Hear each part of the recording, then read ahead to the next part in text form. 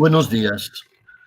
Dentro del ciclo Librepensadores Españoles del siglo XX, que la Facultad de Filosofía y el Museo Ramón Gaya organizaron a lo largo del año 2020, presentamos una serie de autores, todos ellos del siglo XX, Unamuno, Santayana, Machado, Ortega, y nos quedaba para finalizar la figura de María Zambrano.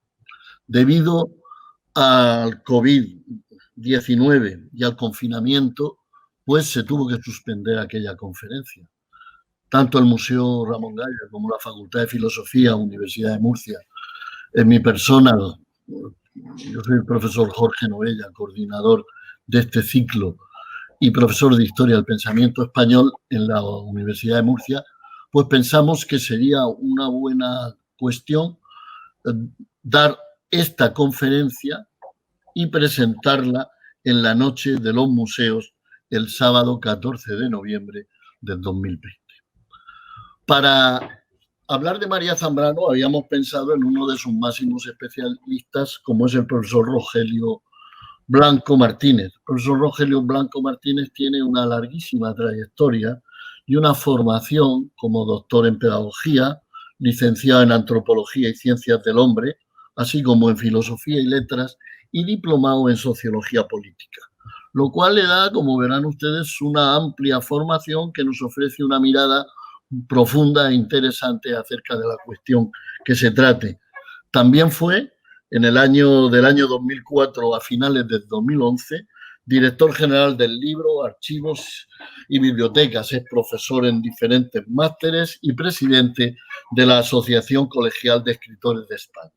Pero aquí lo que nos interesa hoy del profesor Rogelio Blanco es que es un zambraniano de estirpe y de primer momento, diría, si me permiten, porque luego ha habido mucha suma de otros que se han sumado a María Zambrano, pero Rogelio Blanco está ahí desde los primeros momentos y lo hace con algunos libros suyos que son inevitables, como el de María Zambrano, La Dama Peregrina, un libro que está extraordinariamente bien escrito, cosa que en estos tiempos se agradece muchísimo. El profesor Rogelio Blanco además ha escrito mucho sobre la Ilustración española o incluso en su tesis doctoral sobre el utopismo en el pensamiento español y su aportación al educativo en la edad moderna del siglo XVIII. Como ven, hemos querido traer tanto el Museo Ramón Gaya como la Universidad de Murcia, Facultad de Filosofía, a este cierre del ciclo sobre librepensadores españoles del siglo XX, a alguien que pueda darnos algunas claves para poder penetrar en el pensamiento de María Zambrano, filósofa a la cual uno lee embelesado, pero que a veces necesita que alguien nos descifre sus claves para poder entrar en su pensamiento. Por eso, y sin más dilaciones, le doy la palabra al profesor Rogelio Blanco, lamentando las circunstancias en las que no pudo estar con nosotros en persona, pero bueno, hoy en la realidad virtual, gracias a lo telemático, podríamos decir, pues está con nosotros y nos va a hablar de María Zambrano. Profesor Rogelio Blanco, bienvenido virtualmente al Museo Ramón Gaya de Murcia y en cuanto quieras, pues tienes la palabra. Bienvenido, ya digo, a través de la red. Muchas gracias, profesor. Es una satisfacción estar y aprovechar estas condiciones que nos permite la tecnología. De agradecer a la universidad y a la Fundación Museo Ramón Gaya, en concreto a dos personas que impulsan este encuentro, al profesor Jorge Novella y a Victoria Clemente. Felicitaros porque en estas circunstancias sí que podemos decir que cultura es salus. Quizás aprovechando el dictum eclesiástico que decía extra ecclesia nulla es salus, damos la vuelta a decir extra cultura nulla es salus. En este momento sí que es necesaria la cultura y, de alguna manera, rememorar o reverdecer pensamientos tan salutíferos como puede ser el de María Zambrano. Para mí es una satisfacción poder hablar de esta filósofa, Voy a intentar hacer una clarificación lo más posible, porque es verdad que se han habilitado muchísimos discursos. Personalmente tuve la satisfacción de compartir los últimos años de su vida hasta el momento final. Se habla frecuentemente de ella, a veces para confusión con muchas denominaciones.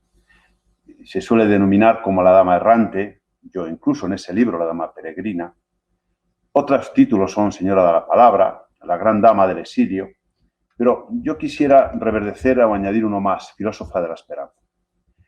Desde este sentido, que creo que fluye en su filosofía, parto de que su filosofía es, aparte de intelectual y su formación académica intensa, también experiencial. Es decir, es una filosofía que va surgiendo en torno a una experiencia que va teniendo vital a lo largo de su compromiso en España y luego en un largo exilio. Todo eso va conformando un pensamiento, lógicamente, arrancando de lo soterrado que hay en su formación intelectual, pero va dando una forma, que es lo que tenemos. A partir de ahí, es muy difícil, en una palabra, sintetizarla. Por lo tanto, yo lo que voy a pretender es hacer un recorrido biográfico e intelectual de ella, una especie de ontogénesis vital y filosófica, es decir, cómo se presencia este pensamiento en este momento, pero cómo fue evolucionando a lo largo de su vida en este recorrido biográfico e intelectual, que pretendo hacerlo desde la sencillez para clarificar lo más posible. Quizás esta conferencia podría titularse también filósofa de la esperanza, la peregrina de las preguntas, o también podríamos titularla Las razones de María Zambrano. Es verdad que se habla con frecuencia de la razón poética como una gran aportación de María Zambrano, pero yo creo que la razón poética sintetiza otras muchas razones, y todas ellas a enfrentarse con ese pensamiento matemático, cerrado y mecánico que ella tanto critica de la filosofía. Por tanto, pretendo hacer en palabra de Salvador Paniker una retrovisión, un volver hacia atrás a este pensamiento para que nos ayude a entender nuestro pasado y también retomando en palabras de ella, que toma de San Agustín, para acercarnos al futuro y no avanzar a ciegas. El pasado es nuestro y de él tenemos que tomar experiencialmente, con un sentido de entendimiento y de voluntad, todo lo que de él sea rescatable. Esta es la gran recomendación para que nos sea útil. Porque hay que reconocer que quien domina el pasado domina el futuro y quien domina el futuro domina el presente. El círculo se cierra y quien domina el pasado domina el futuro. En este orden tenemos que acercarnos a nuestros filósofos y hacer un recorrido. Ella nunca renunció a un pensamiento hispano que parece que siempre ha quedado oculto. En este criterio, para mí, María Zambrano reúne los códigos o criterios para considerarla una clásica. Laín Entralgo definía los clásicos aquellos que reunían tres criterios. Uno, el efecto lastre, es decir, aquellos que recogen el pasado. María Zambrano recoge todo el pasado, gran parte del pasado de nuestra filosofía, y además selectivamente un pasado que podríamos llamar en algunos momentos herético o heterodoxo. Se detienen aquellos pensadores que no han sido oficialmente los más expuestos, con lo cual hay una voluntad de recoger lo no oficial o todo ese lastre del pasado heterodoxo, sin olvidar que con frecuencia lo heterodoxo en un futuro casi siempre se convierte en lo ortodoxo, en otras maneras. Es frecuente que lo ortodoxo actualmente haya sido heterodoxo en un pasado. En María Zambrano se produce el efecto lastre. También hay un efecto presente, que decir de esta filósofa tan comprometida en su momento, que tiene y atiende todo lo que sucede en España, en el mundo, los sucesos tan terribles, guerras civilistas en el caso de España, Segunda Guerra Mundial, un exilio largo, está atenta y su filosofía está preñada de los sucesos que suceden en el presente. Es decir, también en María Zambrano existe el efecto presente. Y también, por esto estamos hablando y seguimos hablando y cada vez es más explosivo su pensamiento, en traducciones, en ediciones, porque después, digamos, de su fallecimiento sigue vigente, es decir, tiene un efecto futuro que yo espero que va a ser dilatado y largo. Se dan pues los tres efectos para considerarla una clásica: pasado, presente y futuro. Es decir, en esto me lleva a concluir que estamos hablando de una clásica y ahí atenderé mis siguientes reflexiones. Reflexiones que, por otra parte, entiendo que son necesarias. Personalmente suelo afirmar que estamos en un momento más que de crisis, no solo sanitaria y económica, sino intelectual. En nuestra sociedad se pergeña y se visibiliza una cierta orfandad, una cierta escasez de reflexiones. María Zambrano, creo que debemos recurrir a ella porque o nos presta o nos dona una serie de reflexiones que ayudan a entender todo lo que sucede. No hay que olvidar también otra denominación de ella, que es una filósofa de la crisis. Y ella afirmaba que de toda crisis se sale. La pregunta será cómo. Bien, en este orden voy a hacer un recorrido biográfico intelectual desde su origen hasta el final, intentando elucidar, dejar lo más claro que sea su pensamiento. Nace en Vélez Málaga en el 1004 y muere en Madrid en 1991. Por lo tanto, su biografía se extiende y recorre el siglo XX.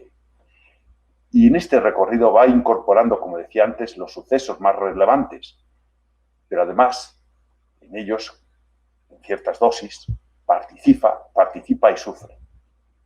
María es hija de dos maestros, don Blas García Caravanti y doña Araceli Alarcón, maestros en Vélez Málaga, donde allí tiene un gran recuerdo infantil, aunque está poco tiempo, hasta los 4 años, y recuerda con fuerza los olores, y así como el limonero de su patio, al que su padre alzaba para que cogiera el fruto. También recuerda el cánter fondo de Juan Breva, que actuaba en una taberna próxima a su hogar. 4 años después, en 1908, su padre pasa a ejercer la docencia en Madrid y un año después, en el 1909, toma posesión de la Cátedra de Gramática Castellana de la Escuela Normal de Segovia. En esta ciudad sí que hay un profundo lastre que pesa sobre ella, porque ahí pasa la adolescencia y la juventud. Su padre, por otra parte, es un personaje en la ciudad, funda y dirige un periódico, es una persona intelectualmente muy viva y por esa ciudad discurren, digamos, lo que son para ella sus grandes personajes que les da el título de don, por el contacto a través de su padre, de don Antonio Machado, de don Miguel de Unamuno, y el tercer don para ella sería su padre, don Blas. Ella, este título de don es un reconocimiento de maestrazgo para estas personas, que en su momento también se lo dio a otro don, José Ortega Set, que luego, como ya veremos, entra en crisis. Si bien es cierto que una vez que muere, vuelve a publicar un artículo dándole el título de don después de ese paréntesis. Es decir, en Segovia, María Zambrano se encuentra un consorcio de intelectuales de esta categoría que, además de los presentes por esa ciudad, por acción de don Antonio y de su padre don Blas, hace que por ella pasen otros intelectuales que ya guardan el recuerdo con mucha fuerza. En concreto, pues, don Felipe, por ejemplo. Bien, hay una universidad popular que se promueve y se activa y ella bebe de esa intensidad, al punto que ya en el periódico del instituto en el que estudia secundaria publica su primer artículo sobre los peligros de la paz. Es su primer artículo. Remato esto porque el último también fue un tema de la guerra. Sobre los peligros de la paz es un artículo en que hace crítica y cuestiona la guerra mundial, la primera gran guerra mundial, la del 14, la guerra europea. Y su último artículo también es antibelicista a propósito de la guerra de Irán. Quiero señalar esto para entender la intensidad, cómo vive el grado de violencia de los hombres. En Segovia permanece hasta el año 1921. Como decía, realizó los estudios de formación en letras, con muchas lecturas en la biblioteca de su padre que ella califica de desordenadas. También lee a la generación del 98, sobre todo a Zorín y Baroja, pero como indicaba, sobre todo a Machado y Unamuno. Sobre ellos publica artículos y les da ese peso de don. Estas lecturas sobre la generación del 28 le incitan a afirmar que hay 3 grandes pilares de modernidad en España en el siglo XX, que es la generación del 98, la institución libre de enseñanza, y también dice, hay que tener en cuenta que su padre fue militante del PSOE y pertenecía a la agrupación socialista de Segovia, por tanto también decía que la tercera fuerza modernizadora del país era el partido de Pablo Iglesias. Aquí tiene sus primeros amores, un amor muy conflictivo con su primo Miguel Pizarro, que tiene una carga literaria para para muchos, pero un peso experiencial por la propia formación que todo ser humano tiene cuando se acerca en la edad correspondiente a los primeros amores. Ella lo vive, como es muy frecuente en ella, con mucha intensidad. La circunstancia de ese amor se frustra porque su padre lo paraliza y también supuso para ella un cierto drama. En 1921 inicia los estudios oficiales de filosofía como alumna libre en la Universidad Central de Madrid.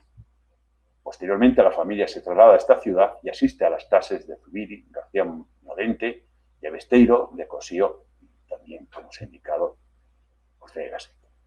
De todos ellos, con toda la amistad, pero sobre todo con Zubiri. Además de estos maestros, María se adentra en la filosofía con fuerza en los libros de la rica biblioteca de su padre. Aparte de los señalados, habría que destacar sus lecturas ya en esta época con intensidad, en concreto centrándose en Plotino y Spinoza, sin olvidar a los griegos, sobre todo pitagóricos. En 1927 es invitada a participar, a pesar de su juventud, en determinadas tertulias, sobre todo las de la revista Occidente, y aquí conoce a personajes muy significativos como José Antonio Mareval, Rosa Chacel, María Teresa León, Concha Méndez o la pintora Maruja Mayo. Y también en este periodo, ya un efecto de acción y de compromiso, ingresa en la FUE, la Federación Universitaria Española.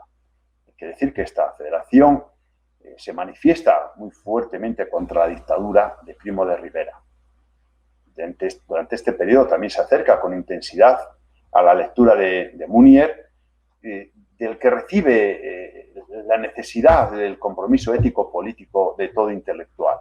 Y también los primeros pozos de un necesario humanismo, el que arranca desde la libertad, que ella toma como necesaria fuente de firmeza frente a la vigente dictadura de Primo de Rivera, y el propio de lo que ella caracteriza a su generación, a la que denomina la generación del toro.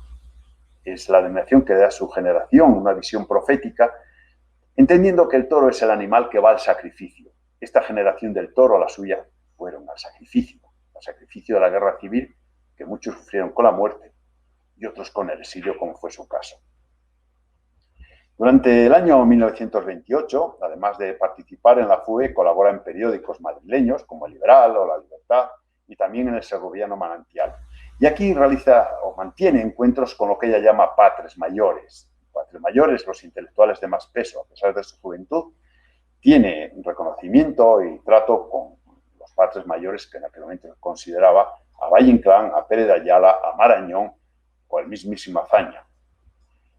Se funda en la Liga de Educación Social, OLES, y en ella conoce a un gran médico que requería una reflexión profunda y en este momento para mí un gran desconocido, que es el italo-hispano Gustavo Pitaluga. De gran peso personal y también de experiencia significativa para ella a lo largo de su vida. Publica numerosos artículos, sobre todo de carácter político-social y sobre la mujer. Artículos muy interesantes y de una vigencia que hoy llamaríamos altamente atractiva. Porque ella defiende el feminismo integrador. Bien, entre este racimo de artículos yo quisiera destacar uno que titula La ciudad ausente, que yo incluso en su momento lo retomo para un libro mío. Y aquí yo ya hablaría de el aparecer de una de las primeras razones de María Zambrano, que es la razón utópica. Sí, donde ya en esta ciudad se entiende la necesidad que llegue el rocío utópico a humedecer la ciudad matinalmente para que deje de ser sufrida y pueda ser soñable. Es de alguna manera la continuación de esa esperanza que señalaba. Porque la vida se vuelve peligrosa cuando se cierra solo en lo posible, en lo racional. Es necesario ese rocío matutino de carácter utópico. Es saludable. Esta incipiente actividad política y social la interrumpe, pues contrae una tuberculosis que la aísla un cierto tiempo. Digamos que podría ser un primer y forzado exilio, en este caso respecto a la salud. Luego vendrían y sería otro tema para hablar, no solo de las diversas razones, o la pluralidad de razones de María Zambrano, sino también de los otros exilios. El propio de la enfermedad, el político y alguno que también sufrió desde el punto de vista filosófico por ser mujer. Por ejemplo, en México, en su exilio se le destierra Morelia, que ya lo siente como un exilio. Y también sufrió otros exilios por su carácter de mujer y crítica en Puerto Rico, y también podríamos señalar por razones académicas en Cuba y también el del amor. En las primeras páginas de la autobiografía novelada Delirio y Destino, cuenta y recuerda la recomendación que Valle Inclán da a los jóvenes de esta Liga de la LES. Vayan ustedes a ver a don Manuel, se entiende a don Manuel Azaña, y lo visitan. Y a la vista de esta entrevista, este les interroga y les pregunta, ¿qué quieren? Y Zambrano contesta, una moral, una vida para todos. Y aquí otro planteamiento de ansia, de ética, una ética utópica, y de vida para todos, quizás aquí ya estaba en ella inmersa en las lecturas de Max Scheler. Y también entra en juego una recomendación de Ortega, que ella recoge, la necesidad de buscar una razón que sepa captar la realidad múltiple. María Zambrano no puede leerse desde una razón única, porque en su pensamiento figura la polifonía de voces, la policromía de colores, la multiplicidad de elementos. Y desde esa lectura es la que hay que hacerla, insisto, desde una visión experiencial, tanto intelectual como volitiva, diría yo. Bien, continuando en este apartado biográfico y en estas reflexiones paralelas, María Zambrano, el dictador Primo de Rivera prohíbe la FUE que antes señalé, pero María Zambrano no deja el compromiso. Ella es una auténtica lectora de la realidad y desea hacer el aforismo de Nietzsche, que dice, de todo lo escrito, yo amo aquello que alguien escribe con sangre. Escribe tú con sangre y te darás cuenta que la sangre es espíritu. Es decir, hay que leer la realidad. La realidad en la lectura nos lleva a captar contenidos y estos contenidos se transforman en conocimientos y si hay una lectura atenta y honesta, lleva al compromiso. Hay una realidad social y esa lectura la hace María Zambrano y en esta razón como legens ercuarens, que lee y pregunta, le lleva al compromiso. En una recepción perfecta de los mandatos ya cervantinos, cuando el compromiso que se exhibe en todo el Quijote con los débiles, o también en esa visión de la necesidad de entender los lenguajes de la sangre, aunque llegado un momento, recordando al coloquio de los perros, la solicitud dentro del drama sería menos sangre y más luz. Bien, con la dictadura de Primo de Rivera, María apuesta decididamente por la República como un espacio, ese que aludíamos, de quizás que pueda recoger esa ciudad ausente para que refleje la libertad, porque se quiere que la sociedad y la ciudad sea una ciudad musical en que suenen todas las notas y que sean lo más acordes para que sea democrática. Aquí hablaremos de otra razón más de María Zambrano que se manifiesta en algún libro como Notas de un metro, que sería la razón musical y ya se deja entrever también la razón democrática como una unidad de voluntades y publica en este periodo su primera monografía Horizonte del liberalismo. En 1931, ya con experiencia como profesora en la enseñanza universitaria, es nombrada auxiliar de metafísica en la Universidad Central en sustitución de Zubiri, que acude a una beca de investigación a Alemania. También se compromete con el Instituto Escuela y prosigue su tesis que nunca termina sobre la salvación del individuo en Spinoza. Pero ella durante este periodo se siente atraída por la política y es testigo presencial de la proclamación de la República en la Puerta del Sol, que esa situación ella la declara como de puro éxtasis. Un líder socialista, Jiménez de Asúa, le invita a participar dentro del PSOE, incluso a entrar en las listas, que no accede. No obstante, sí participa en diversos mítines, los cuales la prensa local da cuenta. Ella, por tanto, de esta formación, esta vinculación entre la Institución Libre de Enseñanza, la Generación del 98 y el partido de Pablo Iglesias, considera que ahí están los faros que pueden modernizar e inspirar la ética que se necesita para ese periodo.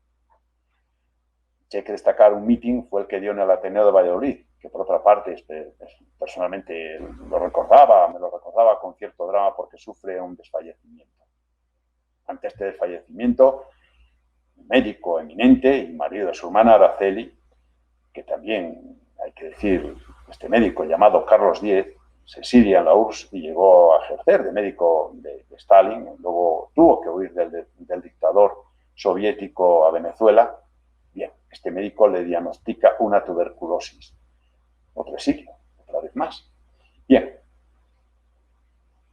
No obstante, en el libro de Destino cuenta que aquella situación de puro éxtasis de proclamación de la República tiene un presentimiento fatalista. Le recordó un obrero, camisa impoluta blanca, al cuadro de Goya.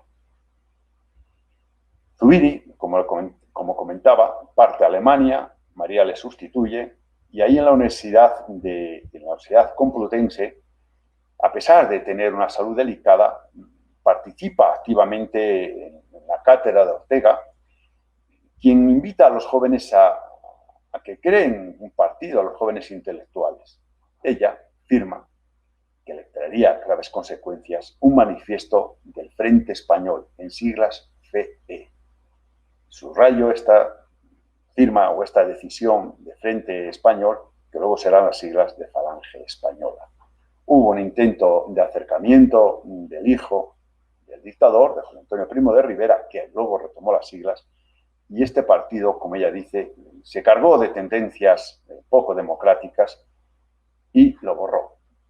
Esta situación de vinculación al Frente Español luego durante la Guerra Civil le causó graves problemas y ciertas acusaciones de suspicacias dentro de las checas o madrileñas que gracias a Bergamín y Alberti pues la libraron de un juicio que hubiera sido pues bastante incómodo. No obstante, en sus escritos deja claramente que el espíritu del Frente Español nada tiene que ver con planteamientos fascistas. Sigue participando en las tertulias intelectuales, sobre todo en la liderada por la Serna del Pombo y la de la Granja de Alenar, que de alguna manera coordinaba o lideraba Valle Inclán. Al año siguiente, en el 33, colabora en la revista Occidente, en Cruz de Raya, y se compromete activamente en las misiones pedagógicas. Ahí acude junto a Dieste, con Cernuda, en Pirineo, en Extremadura. Ahí arranca otro planteamiento de compromiso de ella cuando afirma, respecto a las misiones pedagógicas: quiero llevar a Descartes y a Husserl al humus de la tierra, al pueblo. Y aquí señalo esto porque se atisba otra razón, la razón humilde.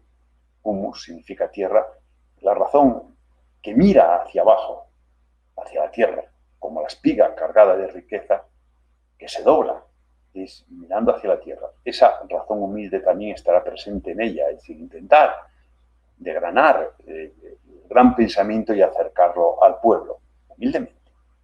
Bueno, en este compromiso contacta con Dámaso Alonso, Bergamín, Juan Ramón, Luzuriaga, y investiga el realismo en el pensamiento español con especial detenimiento en Galdós. Este año estamos en año galdosiano.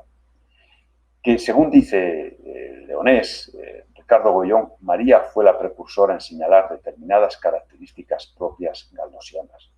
Aquí quiero señalar, sobre todo, las relativas a la mujer. No obstante, ahí está la España de Galdós, donde María se detiene en numerosos personajes de Galdós, y en concreto en uno, Nina, donde aparece o recoge otra razón más, la razón misericordiosa, intentando entender misericordia, su origen, miserere cor dare, dar el corazón a quien lo necesita, como hizo Nina.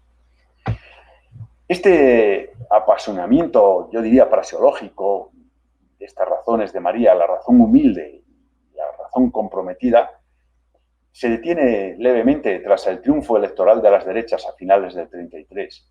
Y ahí advierte ya los peligros de los fascismos. Sus críticas al mismo son furibundas. Ella se radicaliza en posiciones de izquierdas a la vez que se distancia de su maestro, ideológicamente, Ortega, que por otra parte fue diputado cunero por León, provincia a la que nunca visitó.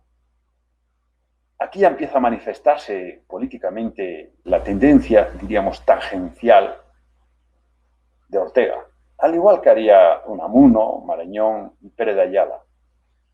Ante una situación crítica, guardan cierto silencio que María no afecta. Afecta a la vez que hacia ella toma una distancia porque atisba que pierden cierto liderazgo, porque el grado de intelectual no comprometido o esa pérdida de razón humilde de acercarse a algunos de la tierra en sus maestros se va diluyendo.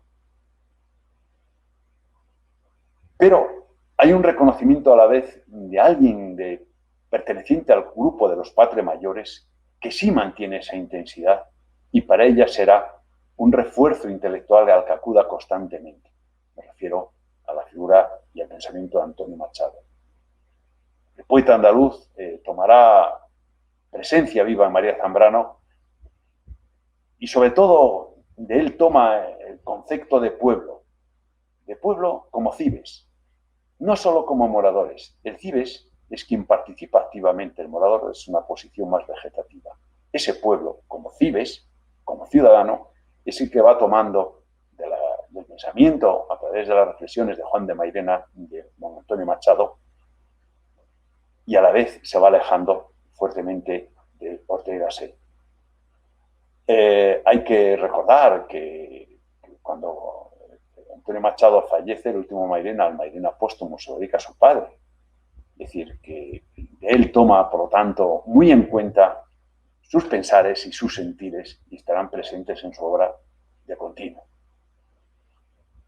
En 1934 publica 2 artículos significativos: ¿Por qué se escribe? Y el citado hacia un saber sobre el alma. Las publica en la revista de Ortega. Son relevantes y ahí también serán definitivos para marcar la independencia respecto a su maestro. Cuando publica ese artículo, Ortega se lo cuestiona. Ella comenta que baja llorando por la Gran Vía porque el maestro le había indicado, señalándose a sí mismo, que aún no había llegado hasta él y ya iba más lejos. María llora porque ya entiende la absoluta orfandad respecto al maestro y la absoluta independencia de él. Y prosigue las lecturas de Leibniz, Bergson, continúa Spinoza, las de Seller, Nietzsche, como ya he señalado, y que le empiezan a dar un alto grado de satisfacción intelectual y a la vez que le produce una limitación al sociovitalismo orteguiano. Durante 1935 mantiene reuniones con jóvenes intelectuales, además de los señalados, otros como Rosales, Gerardo Diego, Salinas, también de la escuela astorgana, como Gullón o los hermanos Juan y Leopoldo Panero.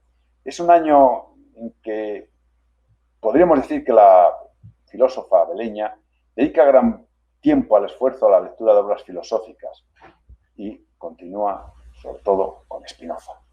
Lecturas que continúan en intensidad hasta el 1936.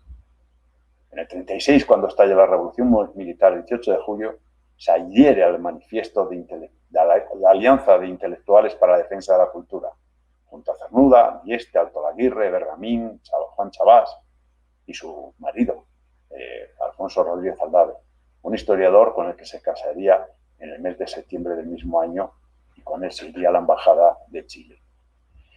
Dentro de la alianza sufre denuncias por su anterior vinculación, como señalaba de la FUE. Pero este manifiesto intentan que lo firmen que reciba el apoyo de los Patres Mayores a la República. Lo firman Pérez Ayala, Méndez Pidal, Marañón, Juan Ramón, Machado y su amigo Gustavo Pitaluga. Pero no logra la firma, apoyo de Ortega. Esta firma fue de alguna manera sí realizada, pero no asumida, porque Ortega en radio rápidamente se desmiente de ella y alude que fue obligada. Incluso posteriormente Ortega publica un artículo en cuanto al pacifismo, donde hace un claro apoyo al franquismo y a la necesidad de esa guerra fratricida, que esto ya produce la ausencia y la distancia de María Zambrano respecto a él. Durante este periodo ella accede nuevamente a la lectura de los pitagóricos y la trae con fuerza la filosofía griega, por entender que es la filosofía originaria, la filosofía auroral del pensamiento occidental. Aquí podríamos atisbar otra razón más de María Zambrano. la auroral. La aurora, para ella es significativa porque marca las lindes entre la noche y el día. Es necesario acudir a la aurora porque desde ahí se atisba la pluralidad de la vida. En este año 1935 y 36 imparte conferencias, mantiene esas amistades y se encuentra con otro personaje que para ella tiene gran fuerza y presencia, Miguel Hernández. Pero si nos damos cuenta, con los nombres que voy citando, Bergamín, Guillén, Salinas, Cernuda, Panero, Dieste y ahora Hernández, sin olvidar a don Antonio Machado, todos son poetas. Podemos decir que María Zambrano se va con los poetas, se distancia de los filósofos, va buscando algo primigenio, una razón más profunda que la simplemente discursiva dominante en Occidente. No es casualidad. Bien, como señalaba antes, en el 36 contra matrimonio con Alfonso Rodríguez Aldave y parte para Chile. En Chile tiene un compromiso activo, publica la primera antología conocida de la poesía de Ortega y la primera versión de los intelectuales en el drama de España. Se compromete con fuerza en la lejanía con la República y también desde esa obra reflexiona sobre el compromiso de los intelectuales. Aquí tenemos otra razón, la razón armada. Bajo el símbolo de la diosa Atenea, llegado al momento crítico, se arma de casco, escudo y espada para combatir. Es la razón, la diosa de la razón, llegada al momento, ha de tomar los símbolos bélicos para defender la polis. Entiende que llegado un momento de compromiso es necesario salir a defender la ciudad ausente, la ciudad democrática. Y la razón debe dar un paso y también en ese compromiso convertirse en razón armada. Puesto que, dice, vivimos una gran época de sangre. Por todo el territorio de España, afirma su amigo Miguel Hernández, corren estos días más ríos de sangre que de agua y hay más cementeras de muertos que de trigo. Esta es la realidad que ella asume y ante esta situación, bajo su compromiso, decide volver a España, decide dejar la comodidad de la embajada porque, como ella afirma, no quiero salvarme sola. Con los intelectuales citados, al que hay que añadir ya a Ramón Gaya, Gil Albert, Serrano Plaja, Emilio Prados, se implica con fuerza en el apoyo a la República. Participa en el Congreso de Intelectuales Antifascistas de Valencia, donde conoce a Simón Güell, también a Octavo Paz, que sería de gran significación, así como al cubano Nicolás Guillén y Alejo Carpentier. Pero esta vez nos volvemos entre poetas nuevamente. Durante este año 1937, toma otra vez con intensidad y participa al lado de don Antonio Machado en su revista Hora de España. Y aquí, en esta revista, ya apunta los detalles de lo que más se ha significado y más se le ha apodado como filósofa de la razón poética. Aquí hay un texto en que se acerca ya a ciertos planteamientos de lo que ella luego dirá, o ella se definirá lo que es la razón poética que hablaremos.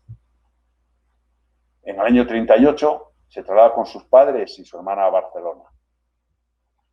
Entiende que la República, esa ciudad queda ausente, es una niña que ni siquiera se le permitió madurar. No se le permitió ni siquiera llegar a la adolescencia, y menos llegar a mujer. Se quedó en un proyecto esperanzador truncado por las fuerzas fascistas y en esa ciudad, en Barcelona, muere don Blas, a quien, como indicaba su gran amigo don Antonio Machado, le dedica el Mairena póstumo. La guerra está perdida. El 25 de enero del 39, el día que capitula Barcelona, María junto a su familia y el marido, en este caso, compañero de su hermana, el doctor Manuel Núñez, parten al exilio, donde ella ve que son corderos que se llevan al matadero. La Segunda Guerra Mundial estallaría pronto, por lo tanto, el dolor continuaría. En Francia, intenta pronto lograr la travesía junto a su marido hacia México vía Nueva York. Pero termina en La Habana. En México no es realmente bien acogida, la destierran, otro exilio, a dar filosofía en Morelia, donde no se sintió cómoda y rápidamente abandona esta ciudad. No obstante, el 1 de abril de ese año del 39, el día que las tropas rebeldes entran en Madrid y ocupan Madrid, María imparte clases en Morelia. Su primera lección es sobre la libertad en los griegos. Hay que decir, en palabras de ella, que la Segunda República fenece antes de nacer.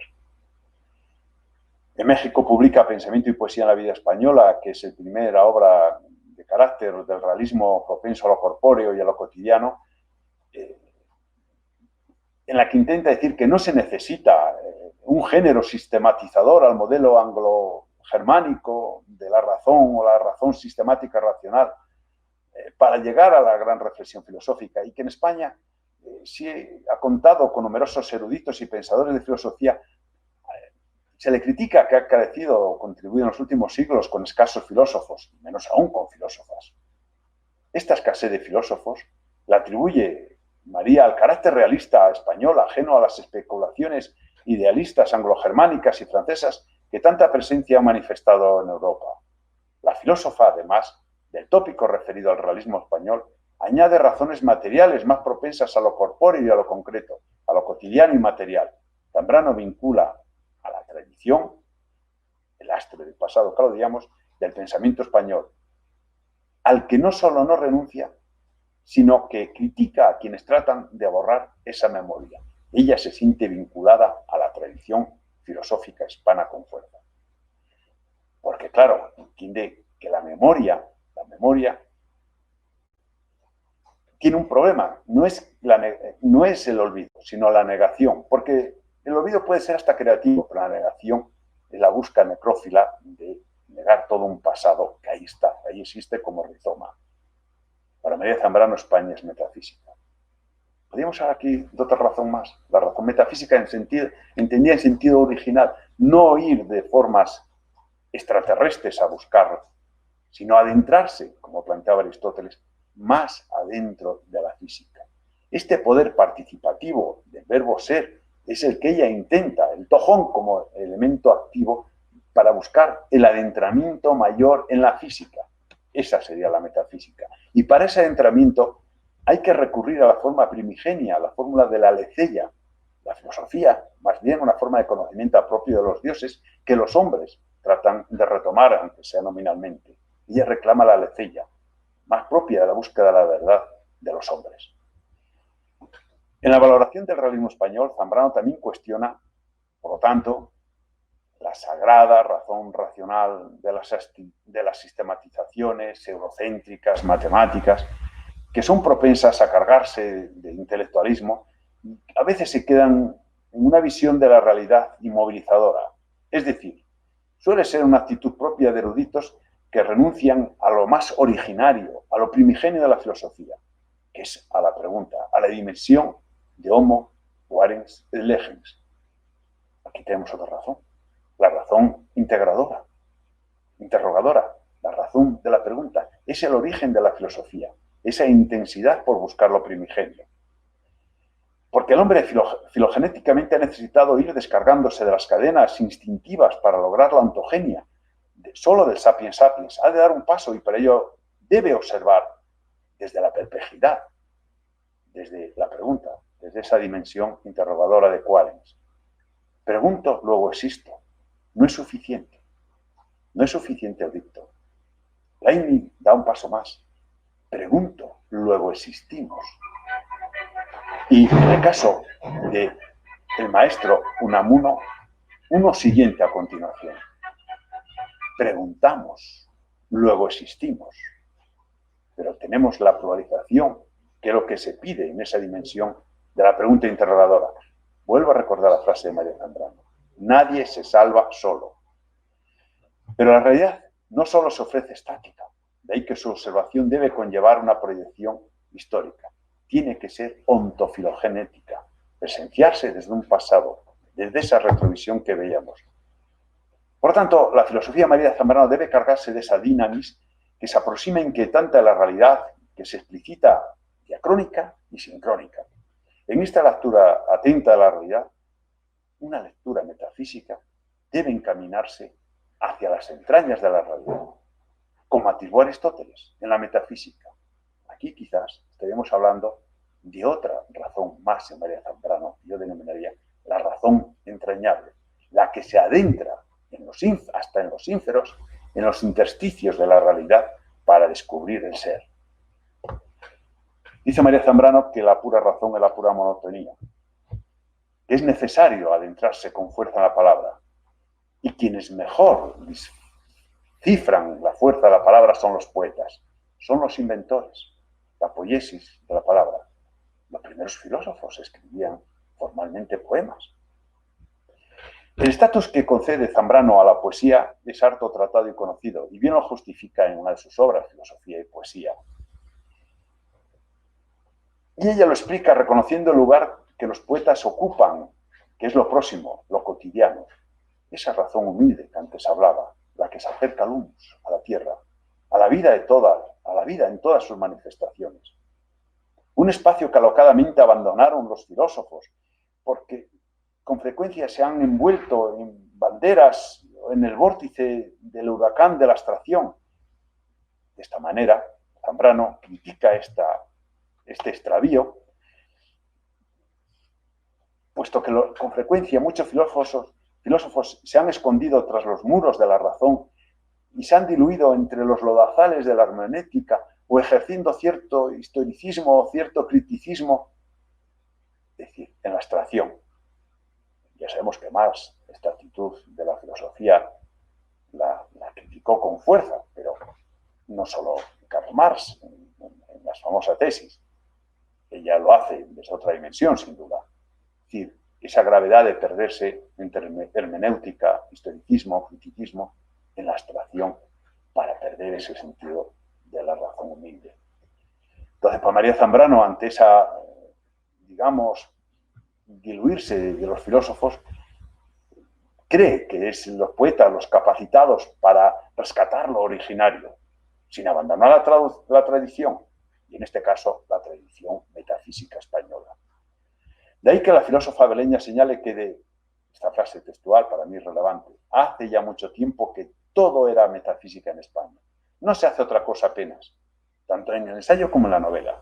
Es decir, para María Zambrano siempre se ha producido metafísica en España, porque se ha tenido en cuenta la realidad, la vida, al hombre, y en su pluridimensionalidad, que en ningún caso se reduce a lo racional exclusivamente, puesto que el exceso de realidad existe, como en Quijote, como es quijotiana. Esta realidad para ella se plantea es como una hiedra. La hiedra es una planta vivaz que crece, incluso pareciendo muerta revive con escasa tierra y poca humedad. Para Zambrano, la hiedra simboliza la vida entendida como esperanza y como utopía.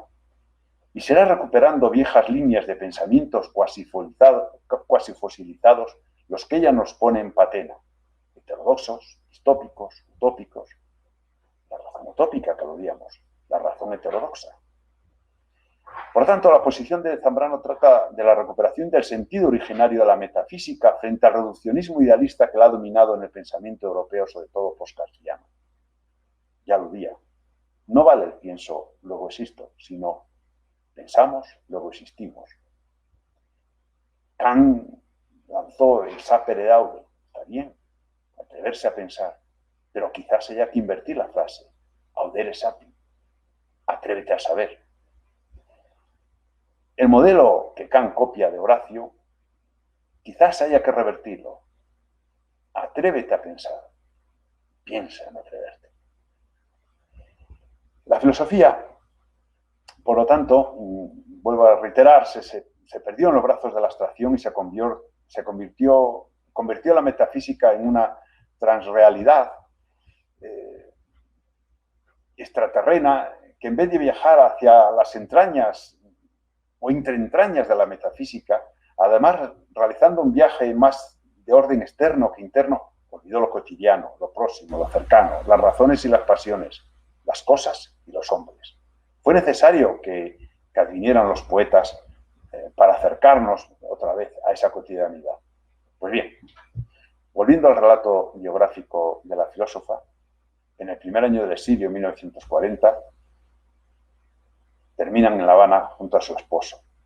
Allí, en el viaje anterior que hizo a Chile, ya aludido, tenía un amigo con el cual entabló una correspondencia de cartas muy viva, y aquí lo retoma presencialmente. Me refiero a Lezama Lima, otro poeta, y de él extendido al grupo Cántico de Cuba. Bueno, el grupo Cántico no recuerdo el nombre del grupo Cántico, es un grupo poético cordobés. Bueno, lo que quería decir es que además de Lezama Lima hay otros poetas como Cintio Litier, Fina García Marruz y otros, pero que es de señalar otra vez su vinculación a la poesía como lugar originario de reflexión. También ahí retoma contacto con Arturo Aguirre, con Concha Méndez y con su amigo Gustavo Pitalúa Cantesaludí. Entre Cuba y Puerto Rico se desenvuelve estos años, publica La agonía de Europa, un tratado en la visión de agonía, la visión unamuniana como lucha, un tratado sobre la crisis de Occidente y también una reflexión sobre la orfandad del rey mendigo de la creación que es el hombre, al que ella denomina el heterodoxo cósmico. Ahí se fijan reflexiones sobre el drama español que entiende y se extiende lógicamente a la tragedia europea. Nuevamente Zambrano vuelve a buscar las raíces de este drama, pero entre las raíces y entre la sangre, en la visión cervantina de Coloquio de los perros, ve la esperanza porque, como solicitaban estos en su diálogo, debe haber más luz y menos sangre. Por lo tanto, Zambrano se manifiesta positivamente respecto a la historia y el modelo para ella más representativo en este momento es la ruina. La ruina es una reliquia tiene de reliquiare, que es lo que permanece. La reliquia para María Zambrano es lo más viviente de la historia, porque solo vive históricamente lo que ha sobrevivido a su destrucción, lo que ha quedado en ruinas. La ruina incluso es una metáfora, una burla a los destinos que marcan los dioses. El hombre mismo es una ruina viviente, un fósil. Su presente ontogenético se manifiesta filogenéticamente y se hace realidad, y de esta manera puede futurizarse. Esta visión de la ruina como lo que pervive, como reliquia, quizás podemos en estas reflexiones entender otra razón de María Zambrano, su visión de la historia, o razón histórica. Una historia puesto que entiende que en cada hombre están todos los hombres, porque somos barro cultural acumulado y heredado. Esa herencia del barro acumulado, esa filogénesis se presencia en cada uno ontogenéticamente. Ni nos salvamos solos, ni somos solos, somos una creación de continuo. Hay una historia presente, una biografía de un pueblo que se va manifestando. Es lo que yo hablaría, o iría añadiendo en ese elenco de razones que voy dando, de razón histórica. Desde esta perspectiva, y para entender el presente de España y Europa, es necesario, por lo tanto, y suplica María Zambrano, la necesidad constante de presenciar la historia. Por lo tanto, tanto los intelectuales en el drama de España como en la agonía de Europa, María Zambrano reclama una lectura profunda, objetiva y límpida. Exige que se intente aplicar, cuando se estudia las causas de la crisis española y europea, es decir, la universalidad, porque no estamos solos. En su análisis del drama de España ya advierte de otros futuros inmediatamente que se cumplirían en Europa y que aún prosiguen. La tierra, manifiesta la filósofa, se ha convertido en un ara sacrificial en la que se derrama la sangre, o mejor dicho, la libertad, lo mejor de sí mismos. Conviene rescatar lo que queda de la historia, la ruina, como categoría histórica, porque es necesaria para construir, son piedras necesarias para construir y edificar haciendo historia. Y al edificar, el hombre realiza sus sueños y no debe amilanarse, puesto que incluso en la pequeñez es hiedra, con poco puede pervivir. Y bajo los sueños alimenta siempre la esperanza. La esperanza es el motor de la historia, la utópica. Las ruinas, pues, son en realidad una metáfora que ha alcanzado la categoría de tragedia sin autor. Su autor es simplemente el tiempo, que la que mantiene viva. Luego, las ruinas no se les debe fosilizar ni operculizar, como hacen las abejas en las celdillas de la miel, sino posibilitar que nos hablen. Hay que recuperar la historia, hay que recogerla. Estos planteamientos planteamientos en María Zambrano, sin duda, son agustinianos cuando afirman la necesidad de conocer la historia para no avanzar a ciegas. Pues bien, María Zambrano abunda en estos temas, pero encuentra la solución y cree que históricamente subyacen gérmenes de una posible y necesaria razón mediadora entre la violencia y la vida. Por otro lado, en este tiempo estudia con profundidad a Plotino y el pensamiento, como ya aludía, de Mounier, y entra en debate crítico con el existencialismo pesimista que dominaba Europa. Ella no entiende este pesimismo caracterizado de los existencialistas, sobre todo los franceses, que en ese momento está dominando la filosofía, tras los sucesos tan dramáticos de las guerras, sobre todo la Segunda Guerra Mundial y sus atrocidades. Ella siempre mantiene viva la fuerza de la esperanza con los códigos de lecturas y de razones que he ido señalando. En este orden, en 1944 hay una carta significativa que dirige al poeta Rafael Dieste, y en la que habla de la razón poética, y dice así, leo: ya hace años en la guerra sentí que no eran nuevos principios, ni reforma de la razón, como Ortega había postulado en sus últimos cursos, lo que ha de salvarnos, sino algo que sea razón, pero mucho más ancho, algo que se deslice también por los interiores, como una gota de aceite que apacigua y suaviza, una gota de felicidad. Razón poética, es lo que vengo buscando. Y ella no es como la otra, ha de tener muchas formas. Será la misma en géneros diferentes. Es una frase ya significativa donde ella va, de alguna manera, acercándose por todas esas vías a lo que de alguna manera se ha significado como la filósofa de la razón poética. Pero, insisto, la razón poética, en mi opinión, es la acumulación que recoge toda esa cantidad de ríos o regatos que van a dar a ese punto final, que es esa búsqueda tan amplia que es la razón poética. Y en esta razón se da cita a Empédocles, cuando pedía que hay que repartir bien el logos, la razón, por las entrañas. Plotino, y de forma particular y muy peculiar y clarísima, está presente. Y nuevamente, insisto, Spinoza y Nietzsche. De 1946 a 1948 se establece en París. Viaja sola. La situación familiar, crítica de su madre y su hermana era muy delicada. Luego muere su madre y a ella se une su hermana Araceli. Durante años Araceli permanecía en París, donde sufrió grandes dramas que sería otro elemento a narrar. Aquí recibe ayudas de otro poeta, Octavio Paz, que a la sazón era embajador de Francia, y de amigos. Y aquí empiezan a entrar pintores. Ya recuerdo aquella pintora Maruja Mayo que hablamos, que ya no, era tan significativa pintora. Empiezan a entrar ya los pintores, además de los poetas.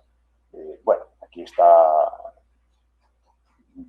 Cervos, que era el banquero y amigo de Picasso, pero aquí entra en amistad con René Char, pintores españoles significativos y olvidados como Juan Soriano, bueno, este no es hispanoamericano, Luis Fernández, Ángel Alonso, el inglés Timothy Osborne. También entra en contacto con Jean-Paul Sartre, un contacto no muy intenso, fue frustrante, con Simone de Beauvoir, pero sí que entabla amistad con André Malraux y sobre todo con Albert Camus. Albert Camus, hay que decir que cuando fallece llevaba su libro del destino a la publicación, El hombre y lo divino, para su publicación en Gallimard. Ahí apareció, en fin, hay correspondencia en la fundación que explica y justifica esta amistad especial con Camus. Pero yo lo que quiero señalar es que siguen manteniendo la gran línea de relación con poetas y a la hora se incorporan muchos pintores. En 1949 las hermanas Zambrano retornan nuevamente a América, no se hallan cómodamente en París. A María se le ofrece una cátedra en México para sustituir a García Vaca, pero no acepta, renuncia y se instala durante un tiempo en La Habana. En La Habana Araceli no se halla cómoda y se vuelven a París en el 51 y vuelven a regresar nuevamente a Cuba y retoma los contactos con el grupo poético cubano, Lezama Lima, como señalaba, Eliseo Diego, Gastón Vaquero y sobre todo el matrimonio de Fina García Marruz y Cintio Vitier. Finalmente, en 1953 fijan su residencia en Roma. Este vaivén, estos exilios, por otra parte, ya que indicaba que su filosofía es una filosofía experiencial, es vital, cargada de significado, y que ella propia iba retomando, significan riqueza, intelectualidad y también mucha penuria económica. Pues bien, a partir del 53 hasta el 64, las hermanas Zambrano residen en Roma. En el exilio romano retoman los contactos con Rafael Alberti, Teresa León, Jorge Guillén y Ramón Gaya. Otra vez, pintores y poetas, y otros. También con las italianos con Elena Croce, Elenir Solá, y a la vez es visitada con frecuencia por españoles que viajan al lugar por unas otras razones. En concreto, Gil de Viedma, poeta, Tomás Segovia, mexicano, hispano-mexicano, poeta, y también el filósofo Agustín Andreu, el cineasta Alfredo Castellón, entre otros. Aquí, desde esta ciudad, en 1954, se publica, pero la primera edición en América, Versión de Democracia.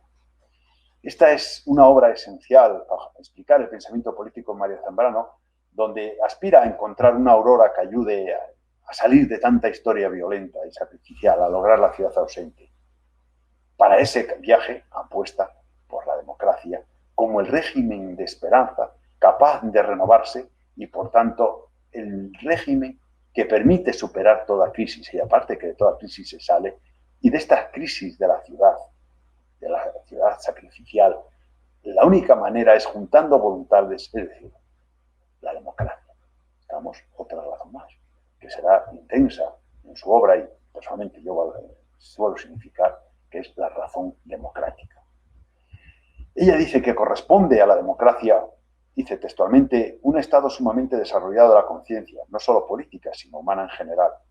La conciencia política no puede alcanzarse si la conciencia humana no la ha llegado a una cierta claridad, pues en este caso solo se verá en lo político un modo de vivir ventajosamente, en lugar de un medio de elevar la vida al nivel más alto de hacer posible también el crecimiento de un pueblo, el de aquellas capacidades de creación que en todo pueblo están contenidas, y se logra.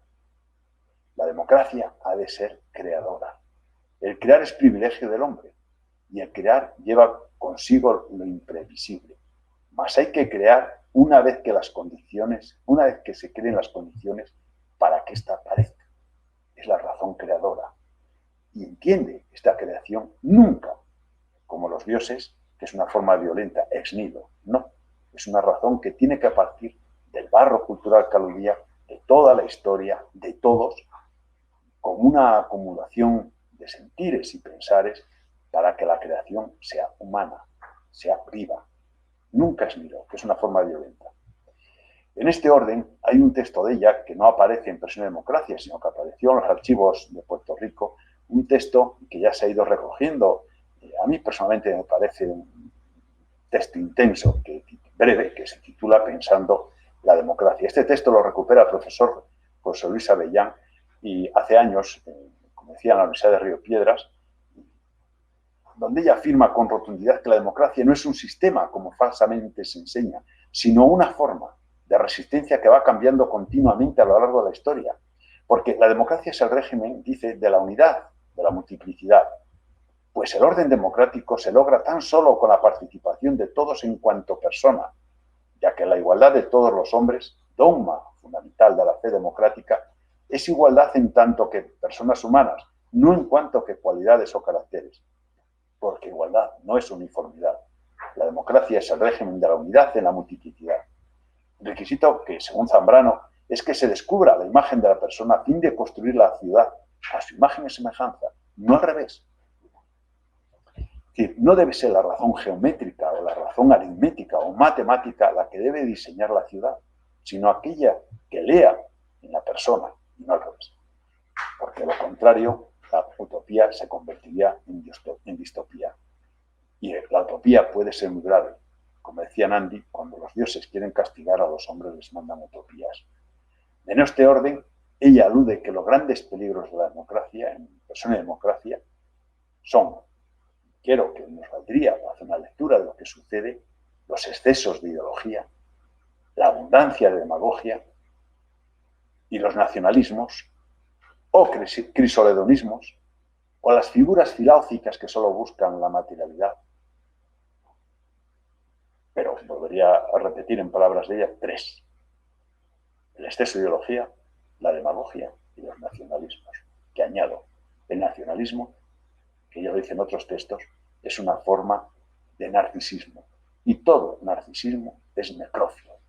Ella alude en un texto que recoge de Grecia que esa visión narcisista o necrófila es la mejor manera de perder el ritmo de la historia. Toma una imagen de los griegos cuando alude a las bailarinas que al ejecutar la pieza miraban sus apéndices abdominales en exclusiva. Esa mirada ombliguera hacia sí mismo, ensimismada, que suelen ser los nacionalismos, dice, hace que la bailarina pierda el paso de la pieza, del conjunto de la pieza. El problema de los pueblos que se vuelven narcisistas no es que pierdan el paso del baile, el problema es que pierden el paso de la historia. Bien, volviendo al relato cronológico, en 1955 recibe la muerte de Ortega y Gasset. Aquí vuelve a recuperar un poco un cierto encuentro o reconocimiento con él, y es cuando escribe el artículo Don José, le vuelve a atribuir el nombre de Don que se lo había quitado. Hablará con él con respeto, sintiéndose discípula, aunque heterodoxa. Es decir, podemos decir discípula sí, pero orteguiana no.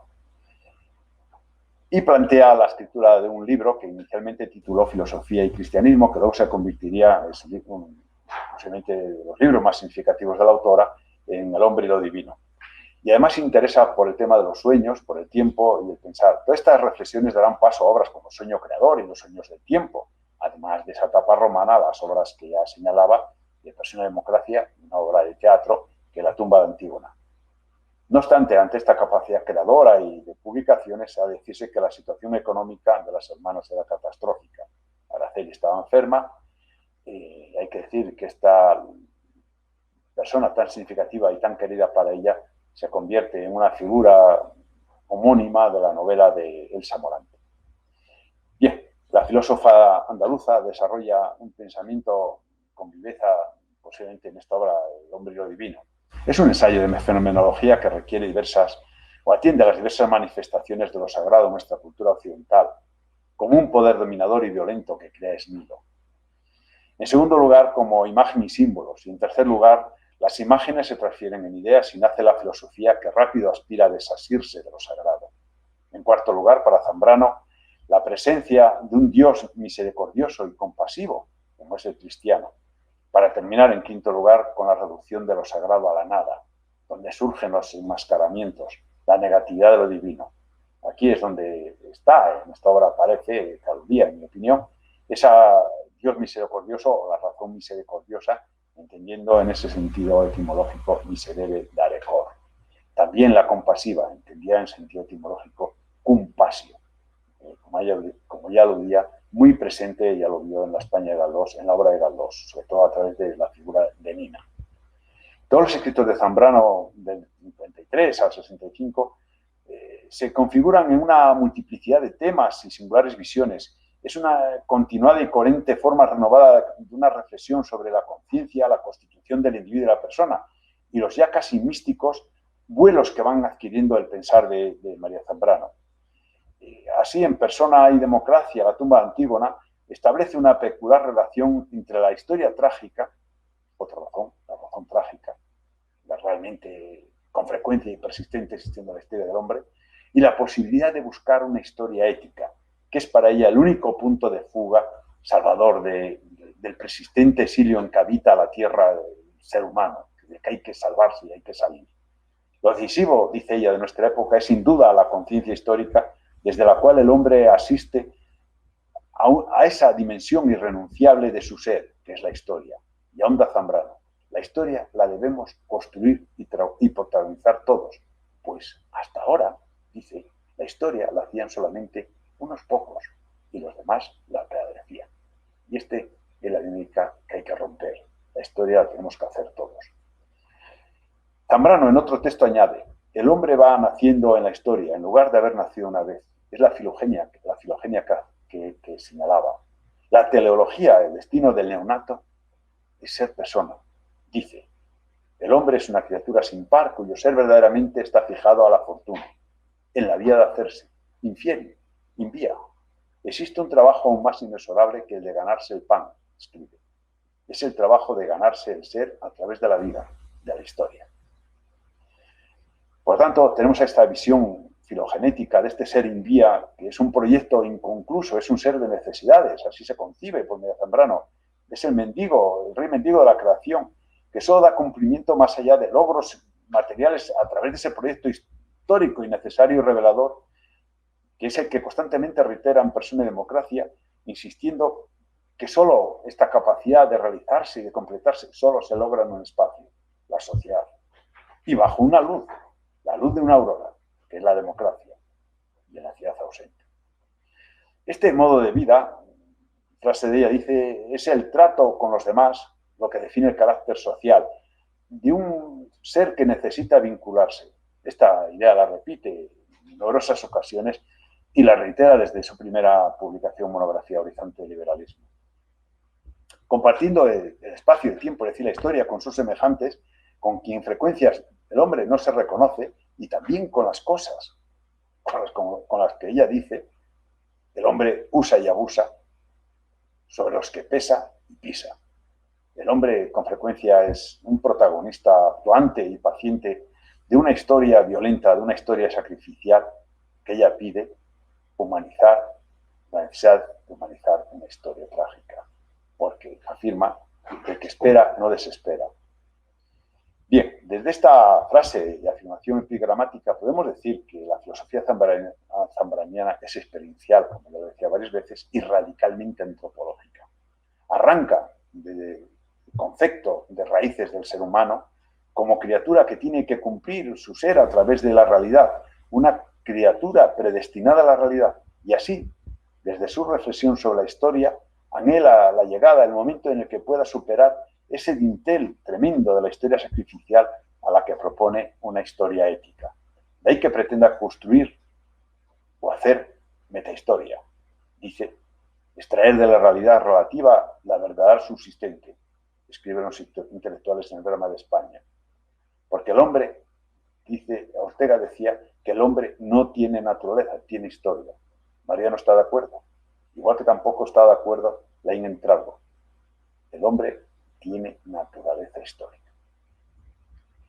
En esta tarea Zambrano, en vez de explorar la historia fáctica, elige la historia de la esperanza y de la desesperanza, de las caídas, de los vértigos, de los vestigios y de los éxitos.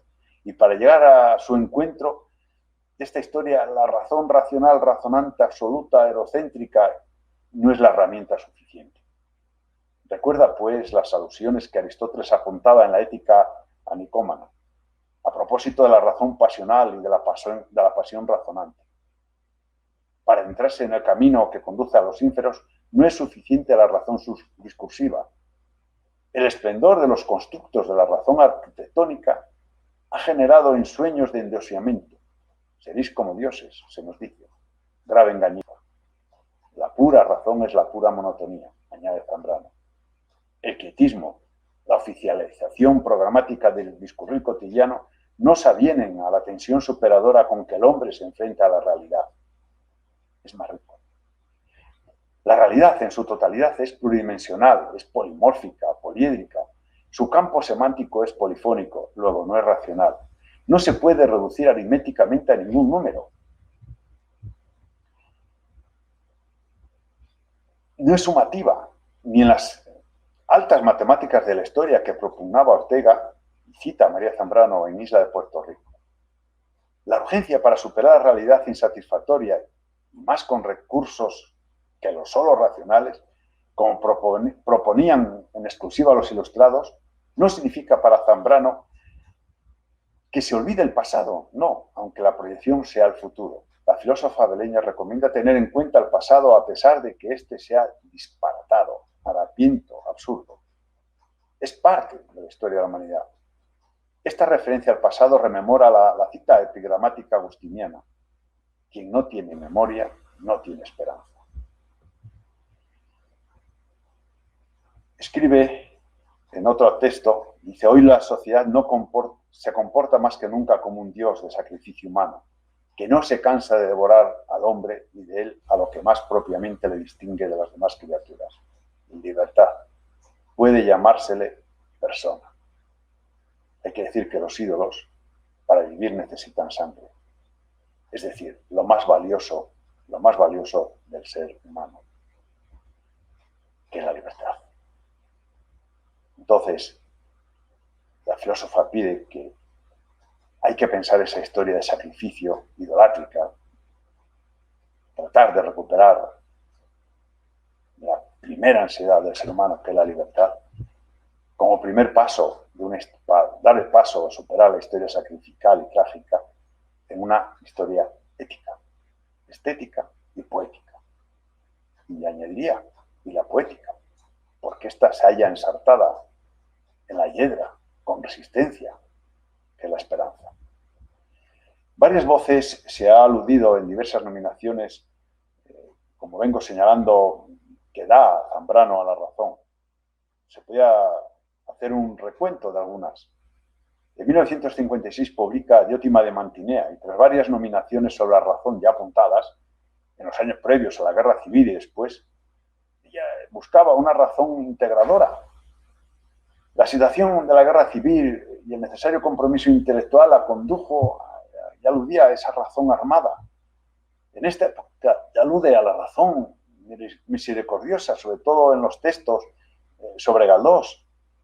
Los conflictos de Europa violentos que le llevan a la búsqueda de la razón mediadora, pero todos son pasos previos para su intento de unión de filosofía y poesía. En el 38, como se indicó y apuntó, la razón poética en la revista Cruz y Raya, referido a Antonio Machado, y posteriormente en la carta aludida del 44, Rafael Dieste, a la razón poética. Pero será en Diótima donde la elección sea definitiva.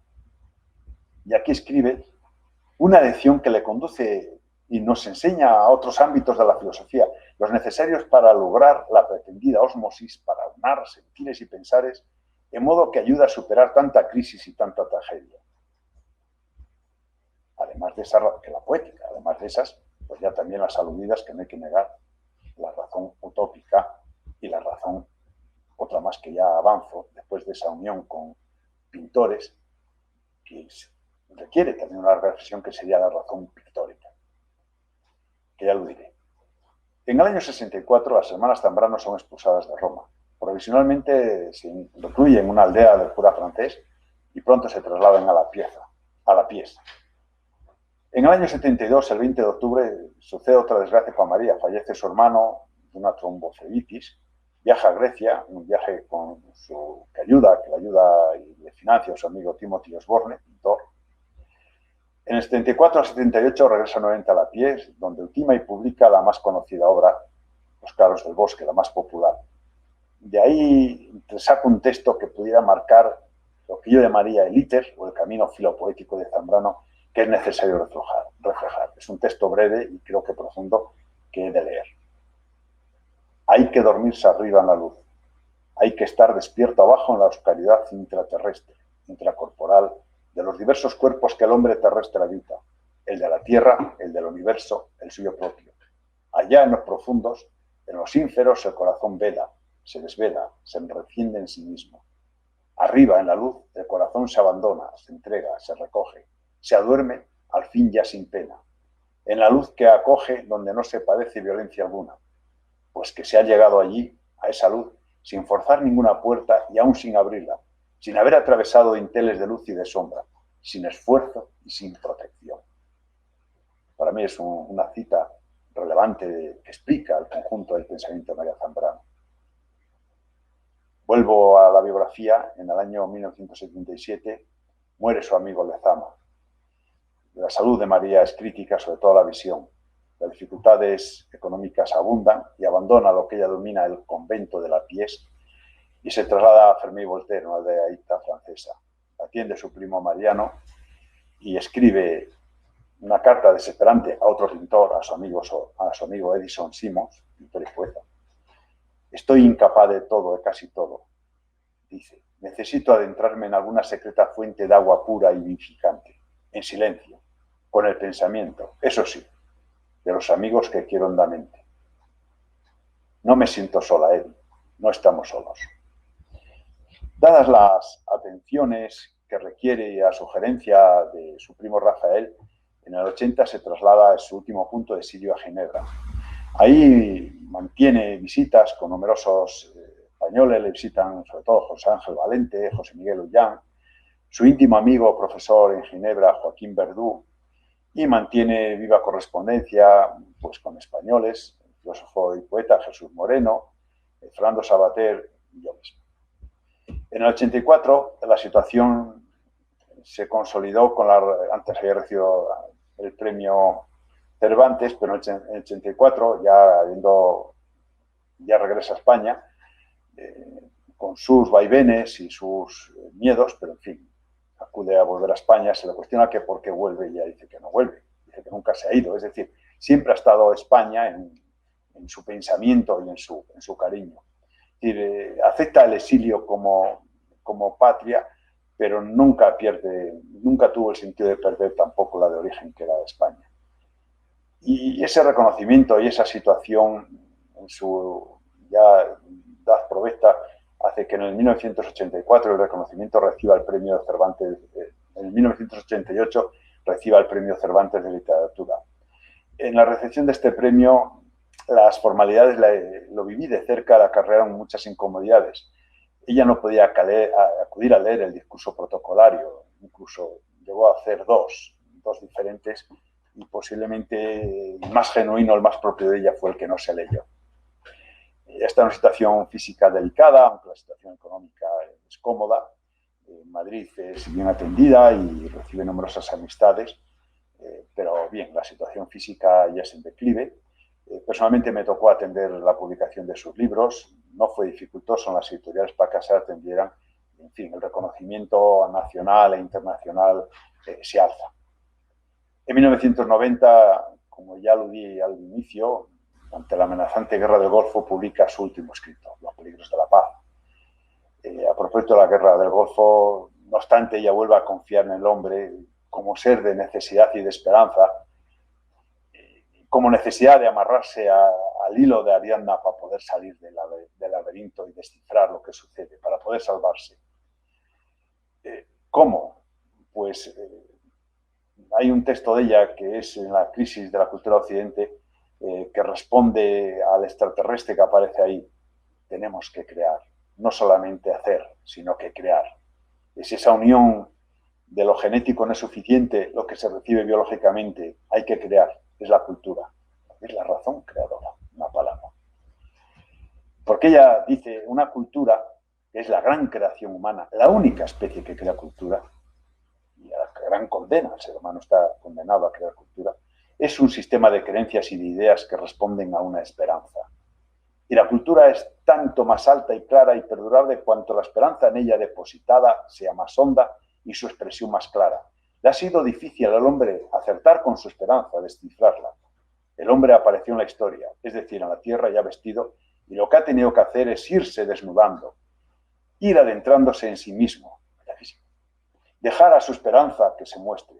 Su revelación se balancea entre el ocultamiento y la manifestación, entre la presencia y la ausencia de algo deseado, entre lo que es, puede ser o no será nunca. Bien, el febrero 6, 1991 fallece al atardecer. Fallece al atardecer, pero podríamos decir que fallece la filosofía de la aurora, la filósofa de la aurora, en Madrid. En este último momento la acompañamos a algunos amigos, personalmente yo, Jesús Moreno, filósofo y poeta, y un servidor, teníamos asidas sus manos, uno cada una, mientras se recitaba un aforismo machadiano que ella pidió. Devuelvo a la divina naturaleza todo lo que haya de divino en mí. Al día siguiente es enterrada en la ciudad de Vélez, su ciudad natal, de una forma sencilla, ante una tumba a la sombra de un limonero y bajo el epigrama que sugirió del Cantar de los Cantares. Surge amica mea el bene. Posteriormente se incorporarían los restos de su hermana y de su madre. Allí permanecen acompañados a la sombra del limonero y su tumba la visita, al decir, numerosos felinos. A María Zambrano se la ha denominado de muchos modos, ya lo vengo señalando. Señora de la palabra, o yo, personalmente, mi título, la dama peregrina, la dama errante. Pero yo, si tuviera que elegir uno, es el de filósofa de la esperanza. Porque para ello es necesario que crezca la hiedra, como ya lo di, la esperanza, como aroma de los pueblos, a fin de que el hombre no se sienta extraño en su propia casa. Pues la esperanza es la trascendencia misma de la vida que innecesariamente emana y mantiene el ser individual abierto. Es decir, urge una filosofía que frene la zozobra y la angustia inquietante. Una filosofía que también tenga que ser asistemática. Y Seya Berlin decía que el sistema estorbaba en el primer tiempo y caducaba en el segundo. Creo que es necesaria una filosofía que no se deje cazar entre los lodazales de la hermenéutica y de la lingüística, del historicismo. Hace falta una filosofía crítica. Pues la filosofía hoy misericordiosa, crítica, expansiva en lo histórico, mestiza de la cultura utópica, o no es nada, o aún es peor, es un modo plutocrático de anestesia ideológica para convencer y dominar, como a veces se utiliza. La utopía de la esperanza es una voz polifónica frente a lo monocorde del pensamiento único que ha de ir progresando desde el ego cogito cartesiano, que ha impuesto el ego conquiro conquistador cortesiano, uno de Descartes y otro de Cortés. Debe ser una voz de futuro que no coliga con el grito de la inmediatez.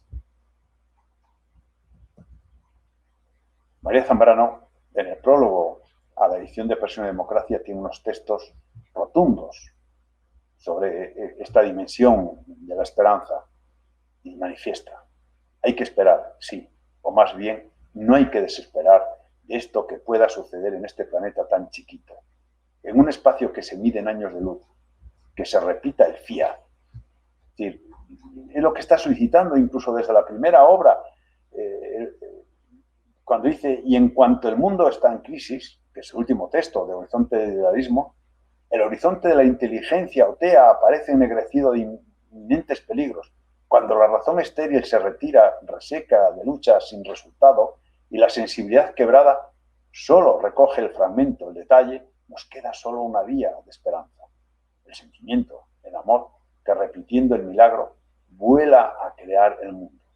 Esto, insisto, ya aparece en su primer gran ensayo de Horizonte del Liberalismo. En mi opinión, ciertamente la filosofía de Zambrano es una mirada de experiencias hacia las entrañas del hombre, una mirada radicalmente antropológica, una mirada para descubrir algún claro, para generosamente ofrecerlo al lector, pues son estos precisos claros que señala de un pensamiento que en mi opinión se haya cargado de fuerza y de riqueza, que son necesarios para adentrarse y caminar en este siglo XXI que con tanta dureza se ofrece. Un siglo que también se presencia enmarañado y violento, continuador de un modo similar al siglo XX. De ahí que necesitemos iluminarias, faros guía, que nos muestre las razones que nos ofrece María Zambrano. Es decir, razones para alcanzar la ciudad, esa ciudad utópica aún ausente. Una ciudad ausente que debemos intentar lograr desde esas dimensiones de las múltiples razones. Desde la razonable, por supuesto, para que sea conocible. Desde la estética, porque esta razón nos hace que esa ciudad ausente pueda ser deseable. Desde la utópica, porque la utopía tiene que superar las frases sufridas para que la ciudad esa sea soñable. También desde la ética, porque la razón ética nos lleva a que la ciudad, o que podamos disfrutar de una ciudad aún ausente, pero que sea habitable. Y desde la poética, para que esta ciudad ausente finalmente no sea amable. Nada más y muchas gracias. Bueno, qué decir, a mí me ha gustado, no me ha gustado mucho, me he quedado preso de eso que he dicho también en la mínima presentación del profesor Rogelio Blanco, que es ese embeleso del lenguaje y que hoy no se cultiva lamentablemente, y por eso es tan necesario, entre otros, que podríamos traer a Guzmán de Alfarache o a Gracián, traer al profesor Rogelio Blanco para que nos hablara de la obra de María Zambrano. Yo la verdad es que de nobis ipsis silemus, que dijo Kant en el inicio de la crítica de la razón pura. De nosotros mismos callaremos. Yo me quedo con ese fluir que ha sido, que me ha dado, la verdad, uno como profesor, y perdón por esto, Rogelio, uno siempre tiene una tendencia a ir cogiendo cuestiones para luego poder explicarlas mejor, incluso aquellas cosas que uno explica, pero que sabe que realmente hay en el fondo, hay más cosas, ¿no? Me ha gustado mucho toda esa serie de adjetivos de la razón, ¿no? Una razón heterodoxa, una razón metafísica, misericordiosa, armada, interrogadora, mediadora, entrañable, creadora, pictórica, que es el despliegue de la razón poética o los elementos que configuran la razón poética a lo largo de las distintas obras de María Zambrano. Ya le digo, me ha gustado y además me ha sido muy útil. Por preguntar dos cuestiones, una que me la han mandado por mail esta mañana cuando sabían algunos y dado la situación en que vivimos el mundo, esa pregunta que me han mandado y que yo se la hago al profesor Rogelio Blanco con sumo gusto es la siguiente. Sería, es casi imposible, ¿no?, rescatar la figura de María Zambrano para el discurso político actual, pero desde luego que fueran personas, como dice María Zambrano, todas aquellas que en la democracia, que sean personas precisamente que en la sociedad, lo que dice María Zambrano, ¿no?, en la cual hay que exigir que en esa política los que la protagonicen sean personas. Eso le dejaría al profesor Rogelio Blanco. Bien, muchas gracias. Muchas gracias, Jorge. Primero, quiero hacer dos aclaraciones. Me trabé con el grupo literario cubano. Sí. Es Orígenes. Es Origen. Luego me acordé. El cántico es el de Pablo García Baena. Y Ginés Liébana y otros, sí, también pintores y poetas. Otra aclaración que simplemente la dejé en paso y no entré en ella porque sentía que me estaba alargando y no estamos hablando también dirigiéndonos a una sede que es un museo de Ramón y Gaya, que el odio a los pintores es la razón pictórica. ¿Qué quiero decir con esto? Para María Zambrano estos creadores son significativos. Quiero señalar algo muy... En un texto sobre el alba de la humanidad, ella alude dos cosas. Uno, todas las artes tienen un dios o diosa fundacional, tienen una especie de vinculación, protección divina. Menos uno, en Grecia estamos hablando, es la pintura. La pintura no tiene ni musa ni dios protector. Es, de alguna manera, la más humana de todas las artes. En este orden, ella alude a las pinturas, la primera gran manifestación al alba de la humanidad es una manifestación pictórica, en concreto la cueva de Altamira, donde el hombre crea y representa. Ese sentido a profundizar sobre la razón pictórica, lo que significan para ella los pintores, y sería muy largo. Esto, personalmente tengo un artículo y sería muy largo, pero simplemente lo dejé en caída, porque ella tiene esa vinculación fuerte con numerosos pintores, casi todos heterodoxos y algunos singulares, que sea bien. Respecto a la otra pregunta, profesor, que si tiene rescatar el pensamiento actual. Bueno, pero es una democracia para mí, creo que tenían que leerlo todos los políticos y, por supuesto, los ciudadanos. Tiene que ser un manual de obligado cumplimiento. Donde ella habla de los tres grandes peligros de la democracia. Pero antes, ¿qué es la democracia? La democracia es el escenario donde todo individuo puede salir porque se pone la máscara, la persona y ejecutar su personaje. Es decir, recoge esa metáfora griega, es decir, la democracia es el gran escenario de la vida donde los individuos, una vez que nacemos, podemos salir a ejecutar nuestro papel. Nuestro papel sin violencia, con expresión, etc. ¿Cuáles son los peligros para no poder ejercer el propio papel? Ella lo sitúa clarísimamente tres. El exceso de ideología, yo creo que actualmente estamos en este tendido. La abundancia de demagogia, toda la confusión que hay actualmente y también creo que es fácil poner ejemplos, y los nacionalismos. Creo que también, en nuestro caso hispano, están ahí, donde, como decía, es una forma de narcisismo, es una forma de necrófila. Yo creo que simplemente, a la hora de ser escueto, va a decir, rescatar a María Zambrano en esta dimensión absoluta. Véanse Persona y Democracia. Acaba de salir la edición en la editorial Alianza y es un libro que tenía que ser de cabecera para entrar en reflexión. Posiblemente los discursos políticos tendrían otro sentido. Estos discursos tan abundantes que oímos para penalizar e insultar al otro. Ningún discurso lleva un argumentario convincente. Es decir, simplemente se trata de un atropello al contrario. Es una vacuidad y una vaciedad. Claro, exceso de demagogia. Sí, es más que rescatable. Y de hecho, yo espero...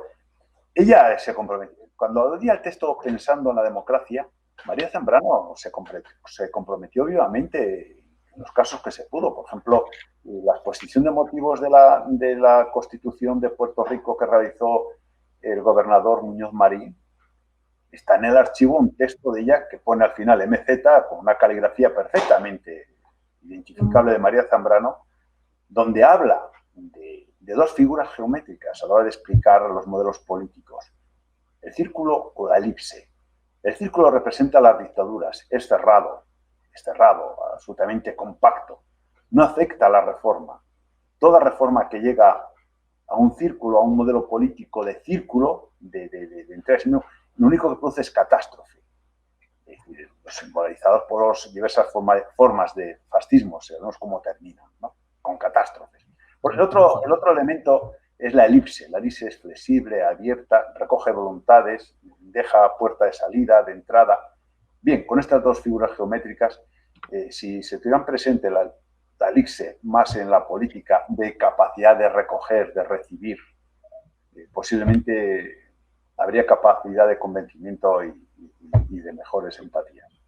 Muchas gracias. Una última cuestión que sí es una permanente, pero tú lo has dicho en la exposición, de que caracterizarías la filosofía, si tuvieras que poner un adjetivo a la filosofía de María Zambrano, como una filosofía de la esperanza. La esperanza entendida como aquello que nos permite seguir viviendo. Eso es un poco toda ese significado que tiene para María Zambrano el exilio, la ruina, la reliquia, como aquello que está ahí que nos permite avanzar. Tú le ves, o lo digo así, el sentido de esa esperanza tiene un sentido religioso. Cuando entramos en María Zambrano y hablamos de lo religioso, evidentemente no entramos solo en lo cristiano, sino entramos en lo órfico y entramos en otras derivas. ¿Cómo entiendes tú ese pensamiento que muchas veces, y últimamente creo que hay una deriva peligrosa de algunos sectores bastante integristas del catolicismo que están queriendo reificar el pensamiento de María Zambrano, tratándola como personalismo, pero que no es el personalismo de Mounier ni de Landsberg, sino que es un personalismo donde la quieren asimilar a un catolicismo puro y duro. Yo creo que María Zambrano, que es una cristiana crítica con su buena dosis, no sé si de erasmismo o no, se sale de esas cuerdas, pero hoy hay mucho afán en fijarla. Me gustaría que tú, que conoces bien estas cuestiones, me iluminaras un poco a mí y a todos los que te estamos escuchando. Claro que estamos en una situación peligrosa, profesor. ¿Hasta dónde llega el peligro? Hace unos años, un colectivo de gente, incluso, no sé si llegaron a ejecutarlo o no, pero decían enviar una exposición, una solicitud al Vaticano para beatificarla. Es decir, se dirigieron a la fundación con esa intención, que bueno, es una intención, y eran personas significativas.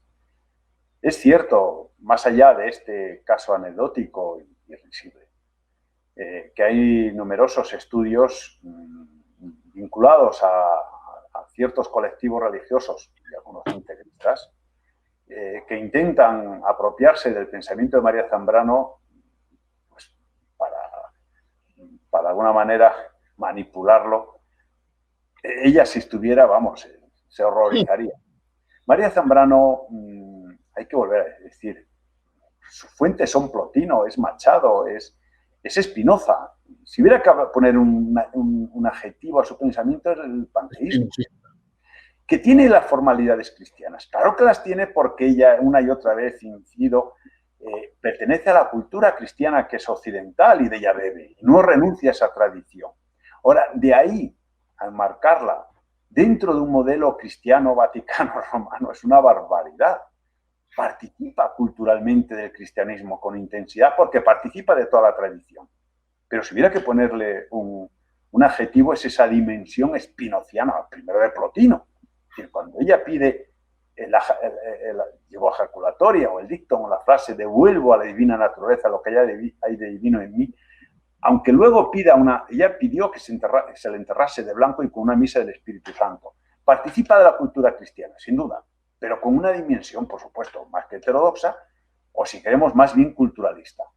Pero tiene una dimensión panteísta, por lo tanto, es una valorización del hombre esa dimensión, porque no solo es la inmanencia, sino también la capacidad de trascendencia del hombre. Es decir, no solo estoy aquí, sino voy más allá, pero más allá por encima de todo ismo, de todo elemento integrador.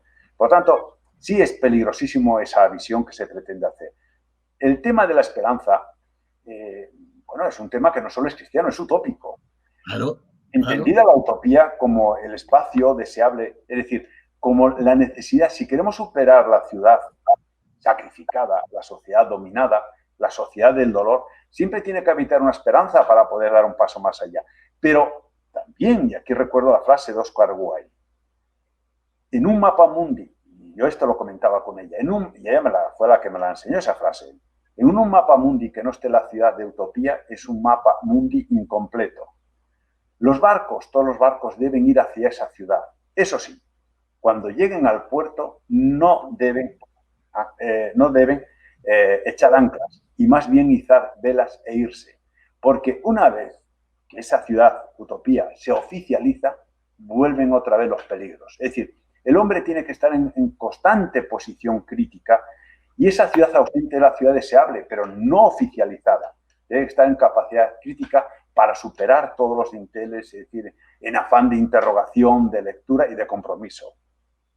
Y esa es la esperanza. Más bien enlaza con la de Ernest Bloch, si claro. Queremos. En su libro ahí figura, el principio de esperanza, figuran sus tomos en su biblioteca y bien subrayados. Sí. No sé si he contestado. Muchísimas gracias. Además, muy, desde luego a mí me ha contestado y me ha permitido clarificarme bastante y orientarme en el pensamiento zambraniano. Pues nada más, darle las gracias al profesor Rogelio Blanco, al Museo Ramón Gaya y a la Facultad de Filosofía y a la Universidad de Murcia por permitirnos en estos tiempos de confinamiento y de COVID, pues introducir un ápice de esperanza, como hablábamos hace unos minutos, y de que la cultura tiene que estar presente todos los días, porque no solo de pan, de bares vive el hombre, sino que también la cultura es algo que está ahí, que necesitamos. Muchas gracias y buenos días. Y al profesor Rogelio Blanco esperamos tenerlo pronto, pero en vivo, en la ciudad y en el Museo Ramón Gaya. Muchas gracias, profesor Rogelio Blanco. Muchas gracias a vosotros. Y bien, me gustaría estar en la universidad y entrar en ese diálogo abierto con los jóvenes. Y sí, estoy de acuerdo. Terminamos con la frase, extra cultura nulla es salus. Muchas gracias. Victoria. Gracias al museo.